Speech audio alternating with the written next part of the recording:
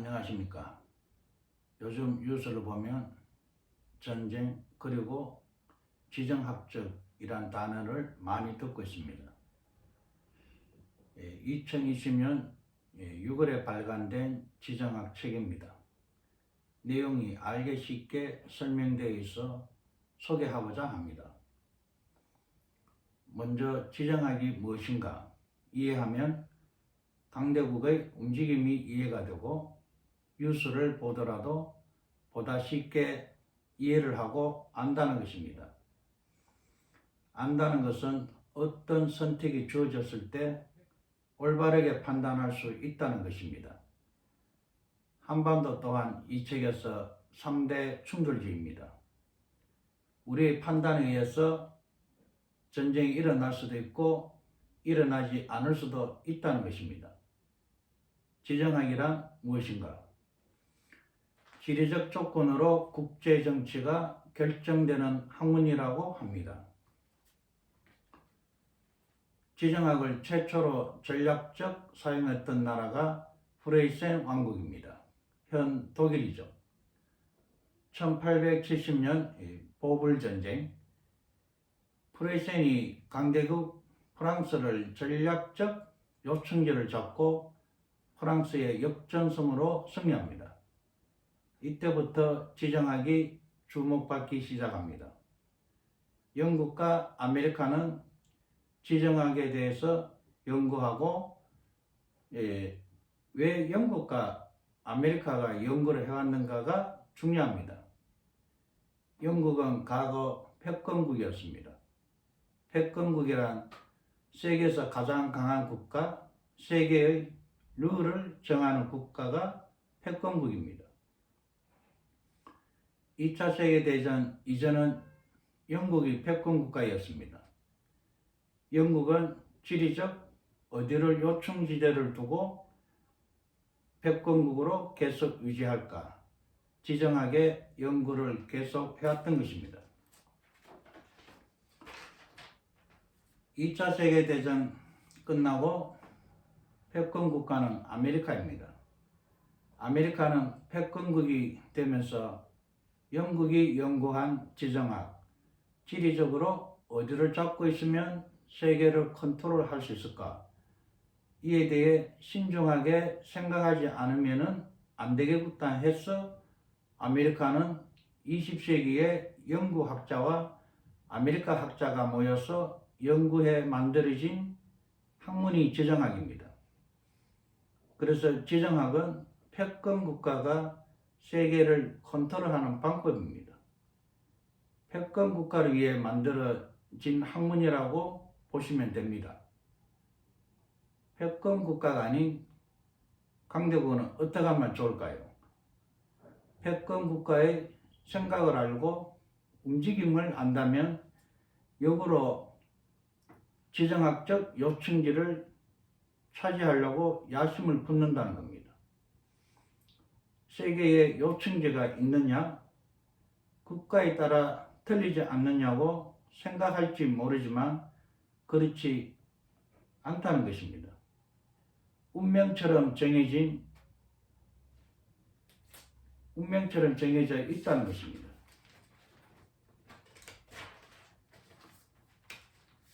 이 책에 소개하는 세계 3대 충돌지, 첫 번째 충돌지가 유럽입니다. 나토와 러시아. 나토와 러시아의 충돌 무대는 우크라이나. 우크라이나 전쟁 일어나기 전 1, 2년 전에 발간된 책입니다. 이 책에서는 우크라이나가 전쟁이 일어난다고 정확하게 나라까지 명시되어 있습니다. 두 번째 충돌지는 중동입니다. 이란과 아메리카. 세 번째 충돌지는 아시아입니다. 중국과 아메리카. 충돌 무대는 대만, 한반도, 일본입니다. 3대 충돌지에서 어떤 법칙에 의해서 전쟁이 일어난다는 것입니다. 어떤 법칙인가 하면 물류와 군사 기지라는 것입니다. 물류는 곧 수입, 수출입니다. 어디로 운반할까요? 육로, 바다, 하늘. 비행기로 운반하면 빠르지 않느냐고 생각할지 모르지만 아니라는 것입니다. 비행기는 빠르지만 소량으로 운반밖에 안 되기 때문에 대량 운반은 해운이라는 것입니다. 물류는 해운이라고 생각하시면 됩니다. 해운을 잡고 있는 나라가 패권 국가입니다. 바다는 도로가 아니기 때문에 자유롭게 지나면 되지 않느냐고 생각할지 모르지만 아니라는 것입니다. 절대적으로 통과하지 않으면 안 되는 포인트가 있다는 것입니다. 지정학에서는 초크 포인트라고 합니다. 이곳을 절대적으로 통과하지 않으면 건너편으로 갈 수 없는 해역과 운하, 이것을 초크 포인트라고 합니다. 지정학에서는 초크 포인트를 절대적으로 잡고 있지 않으면 안 되는 요충지라는 것입니다.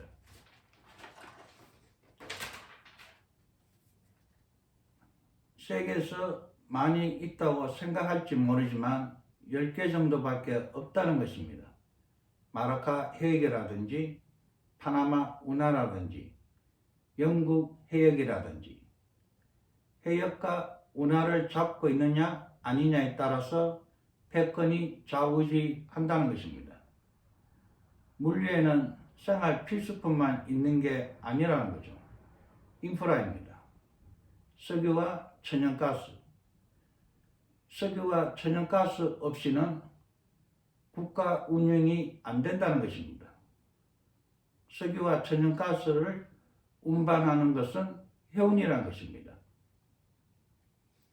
석유와 천연가스가 국가 경영의 혈관과 같은 존재입니다.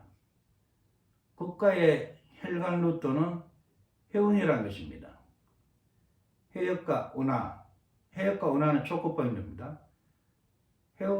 해역과 운하를 잡고 있는 나라가 당신의 국가는 지나가지 말라고 한다면 부담이 오겠죠. 지나간다면 돈을 지불하라고 한다면 상대에게 혈관이 잡혀 좌우지 당한다는 것입니다. 그래서 혈관을 지키기 위해 군사 기지가 필요하다는 것입니다. 일본에는 오키나와, 요코스카 기지, 세계에는 아메리카 기지가 여러 곳에 배치되어 있습니다. 왜 그럴까요? 혈관의 요충지를 지키고 공격당하지 않기 위해 감시하기 위해서 그렇습니다. 그리고 바다의 요충지를 잡고 있는가 아닌가에 따라서 패권 국가로 결정된다는 것입니다. 현재 군사 기술이 발달되어 공군, 미사일, 핵미사일로 패권 국가로 결정된다고 생각할지 모르지만 실제는 바다라는 것입니다. 핵으로 패권 국가로 결정짓는다면 러시아와 중국과 아메리카가 서로 핵을 쏘게 되면 어떻게 될까요? 지구가 멸망한다는 것입니다. 그래서 핵 사용이 아닌 분쟁을 일으켜서 컨트롤한다는 것입니다.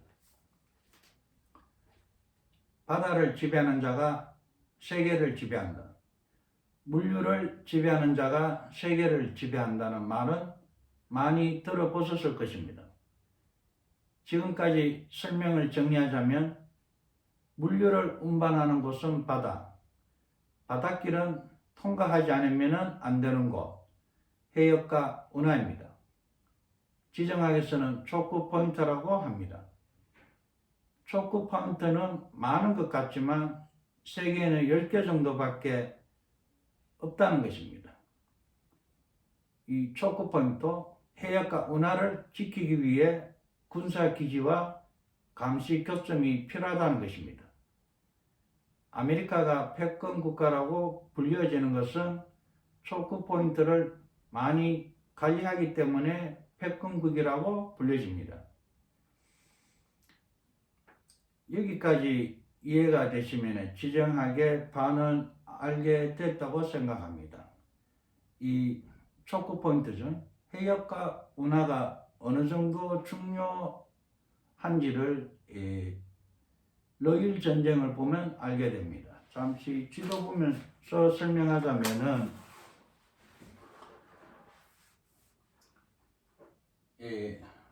여기가 러시아입니다.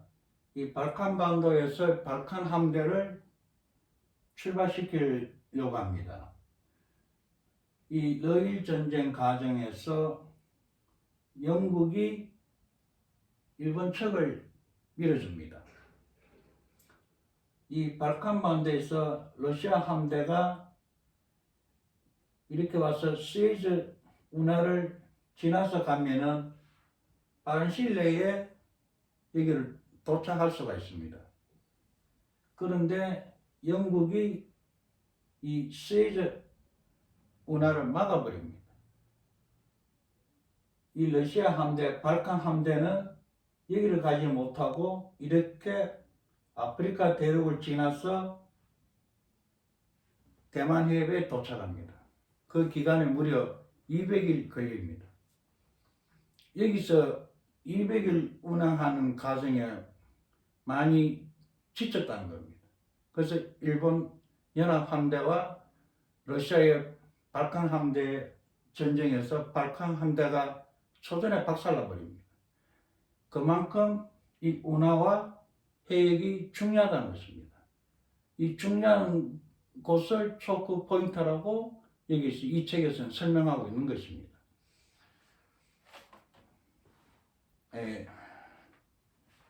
여기까지 이해가 되시면 지정학의 반은 알게 됐습니다.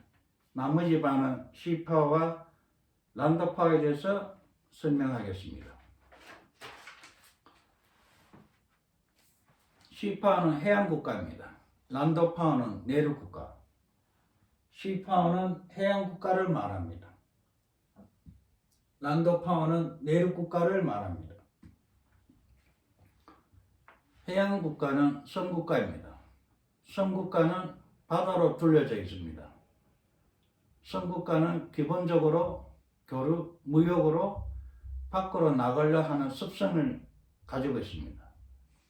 내륙국가는 육지로 둘러싸여 침략당하기 쉽고 침략하기 쉬운 국가.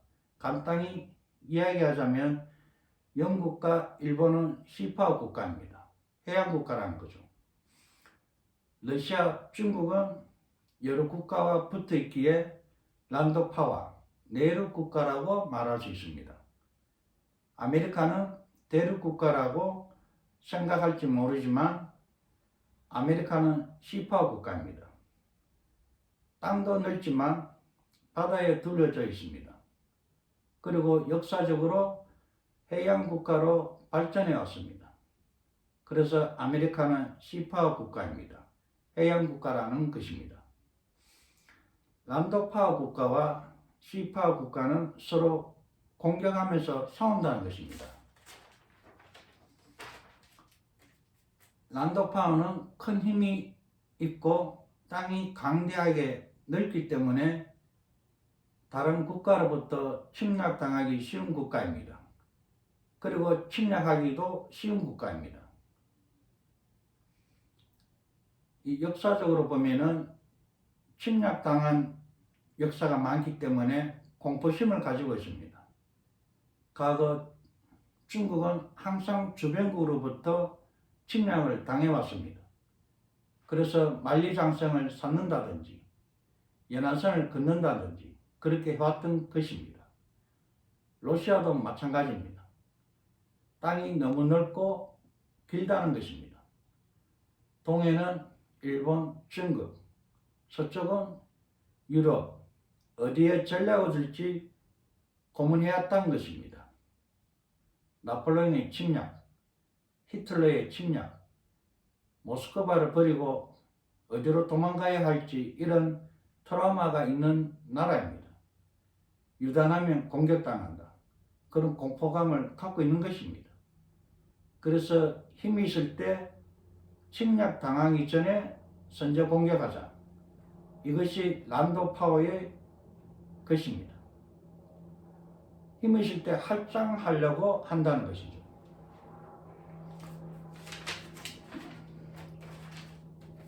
그렇지만 해양국가 시파와는 내륙국가 란도파의 힘을 밀어내려고 한다는 것입니다. 시파와 해양국가, 란도파는 내륙국가, 여기 부딪히는 곳, 마찰이 일어나는 곳이 분쟁 지대가 됩니다. 지도에 보면은 해양국가인 시파와와 내륙국가 란도파와가 이 란도파와가 힘이 있을 때 확장하려고 하는 습성을 갖고 있습니다. 여기에 시파와 해양국가는 이 란도파와가 확장하려고 할 때 시파와가 밀어 올린다는 것이죠. 이 지역이 분쟁 지역이라고 합니다.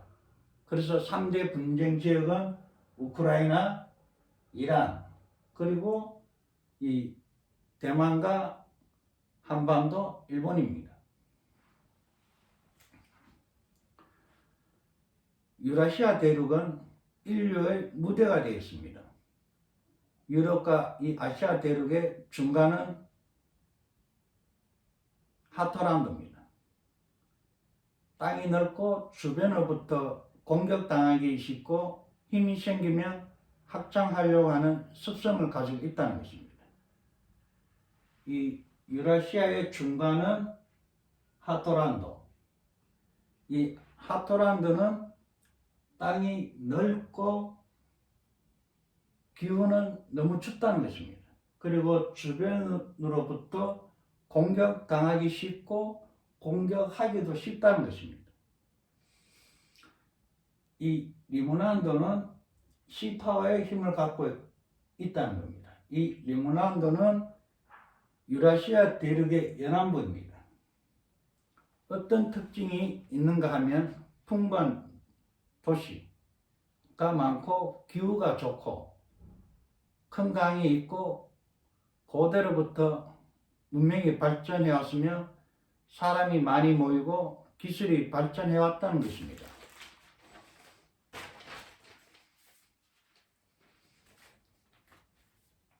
이 란도파워를 가지고 있는 하토란드는 리문란드에 가려고 하는 습성이 있다는 것입니다. 그 시파워를 가지고 있는 리문란드는 하토란드를 밀어내려고 하는 습성이 있다는 것입니다. 서로 부닥치고 마찰이 생기는 곳을 분쟁 지역이라고 합니다.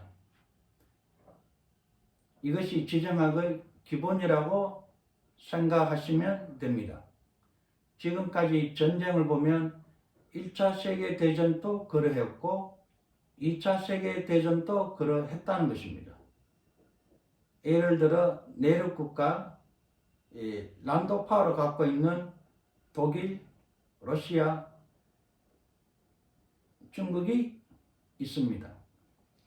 이 란도파워를 확장하려고 할 때 해양국가, 시파워를 가지고 있는 리무란도, 영국과 아메리카가 이 내륙국가를 밀어내려고 했던 싸움으로 분석됩니다.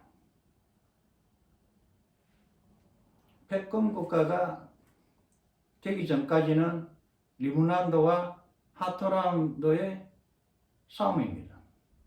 이 싸움에서 패권이 결정되면 해역과 운하, 초크 포인트를 군사기지로 지키고 감시하며 패권 국가로 계속 유지하고 싶어 한다는 것입니다.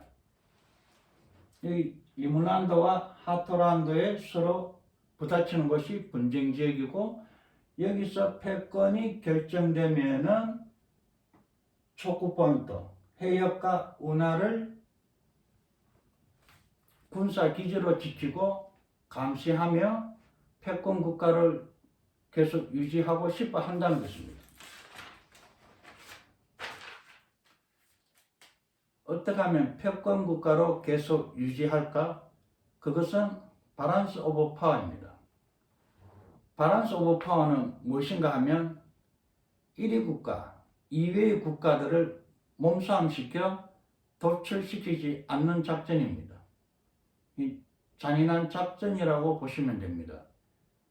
최초로 시작했던 나라가 영국입니다.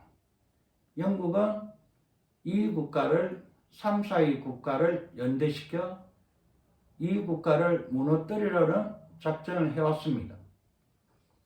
예를 들면 독일이 힘이 세지면 프랑스와 러시아가 협력해 독일을 무너뜨리고, 스페인이 힘이 세면 독일과 프랑스가 협력해서 스페인을 무너뜨리는 이런 방식입니다. 그렇게 해서 패권 국가로 안정적으로 유지해왔던 것입니다. 여기서 역사적으로 보면 조선반도도 여기에 휩싸입니다. 패권 국가인 영국이 러시아, 그때 2위 국가죠. 3위 국가인 일본. 일본은 조선과 연합해서 러시아를 막아내려고 했습니다. 그런데 여기에서는 민비가 러시아 측에 섭니다. 명성황후죠.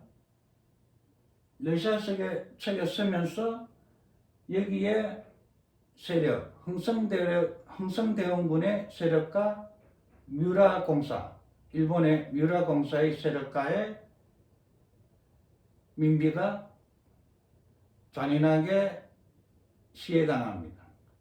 이것이 이제 을미사변이죠. 이 과정에서 을미사변 이후에는 어떤 또 일이 일어나느냐 하면은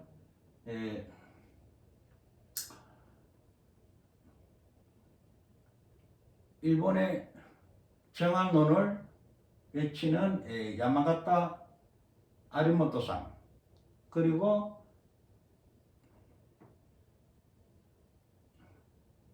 비즈길파인 이토 히로부미, 온건파죠. 이 온건파와 정한론파의 싸움이 일어납니다. 여기서 우리 고종 황제는 일본의 이 이토 히로부미상의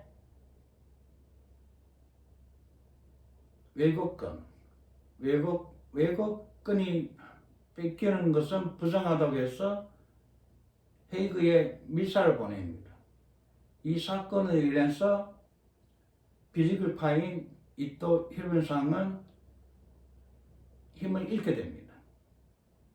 힘을 가지게 되는 것은 매파인 야마가타 아리모토 측이죠. 여기서 힘이 실리게 됩니다. 그래서 우리 그 독립운동가 안중근 의사에 의해서 이토 히로부미상은 암살당합니다. 이 정한론이 강했던 매파의 힘이 세져서 그 상대인 반대파, 비즈길파의 수장인 이토 히로부미상이 죽고 얼마 안 있어 이 조선은 합병당하는 사건이 벌어진다고 그죠? 조선은 강제 합병이라고 보시면 됩니다. 그만큼 이 작전은 잔인한 작전이라고 보시면 됩니다. 1위 국가가 2위 국가를 제거하기 위해서 3위 국가와 4위 국가의 힘을 합쳐서 2위 국가를 무너뜨리는 작전입니다. 2차 세계대전 끝나고 냉전시대 세계 1위는 아메리카입니다. 2위 국가는 소련입니다. 3위 국가는 일본이었습니다. 이때 3위 일본은 경제 대국으로 성장하는 시기입니다. 아메리카는 3위 국가인 일본과 손을 잡고 2위인 소련을 무너뜨립니다.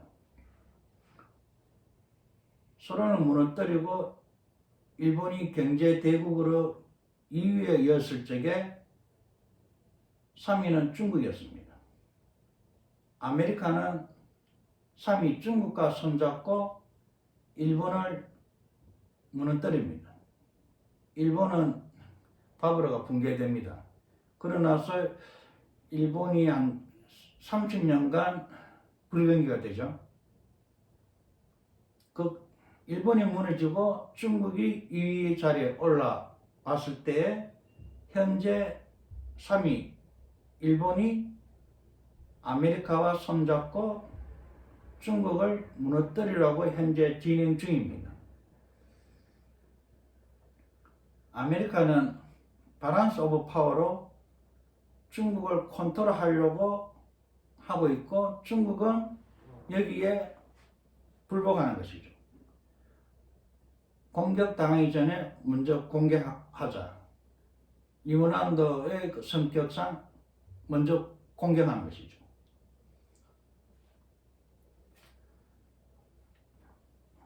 이 과정에서 분쟁이 없어지지 않는 이유는 1위 국가에 의한 세계의 바란스를 위한 조치일지도 모른다는 것입니다. 2위 국가의 야심인지도 모른다는 것입니다.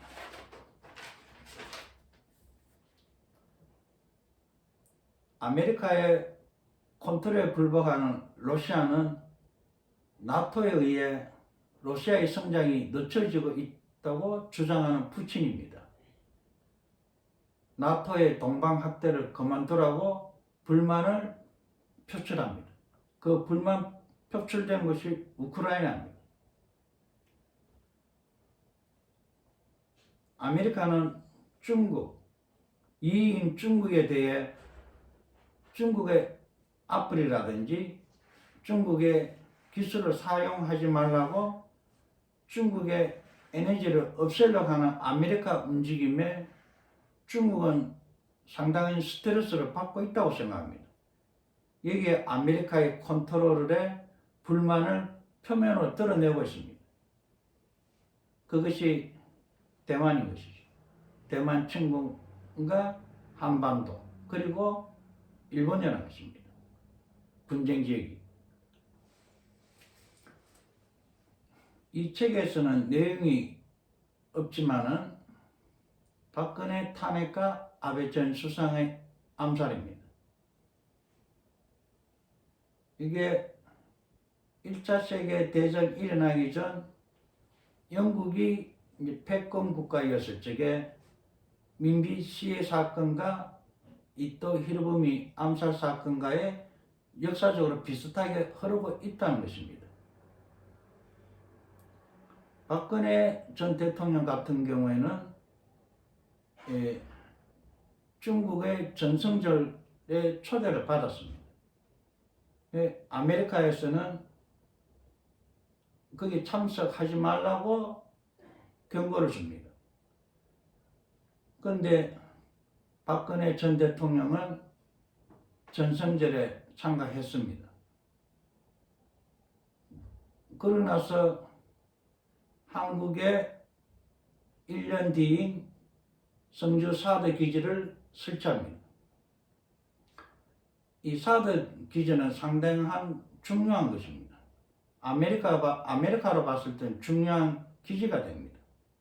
중국으로 봤을 때는 상당히 불편한 곳이죠. 감시당하니까. 이 과정에서 박근혜 전 대통령은 탄핵당했습니다. 이 탄핵이라는 것은 거짓 탄핵이지 않느냐고 지금 와서 반박을 하니 지금 여론에서 말이 나오는 것은 정치적으로 탄핵당했다고 지금 설명하고 있습니다. 박근혜 전 대통령의 탄핵은 정치적인 살해를 당한 겁니다. 저는 그렇게 생각하고 있습니다. 그리고 나서 아베 전 수상 같은 경우는 헌법 구조, 이 지금 일본의 헌법은 미국의 메가덕 장군에 의해서 만들어진 헌법입니다. 그래서 일본이 전쟁할 수 없도록 헌법 구조를 만들어 놓은 것이죠. 선제 공격을 할 수 없다는 것입니다. 아베 전 수상은 이 헌법 구조를 바꿔서 전쟁할 수 있는 나라로 만들려고 했던 것입니다. 지금 세계 정세가 바뀌어가고 있기 때문에 헌법 구조를 바꾸지 않으면 안 된다고 생각했던 것입니다. 아베 전 수상은 통일교의 신자죠. 통일교 신자의 아들, 그러니까 이 아들은 통일교 신자가 아닙니다. 통일교의 분만을 품고 이 아베 전 수상을 암살합니다. 이 과정을 보면은 민비시의 사건과 이토 히로부미상의 암살, 그리고 박근혜 전 대통령의 정치적인 살해, 그리고 아베 전 수상의 암살, 이런 조금 이 내용이 비슷하게 담아간다는 거죠. 뭐냐면은 패권 국가와 패권에 도전한 국가의 사이에서 일어난 일이라고 저는 생각하고 있습니다.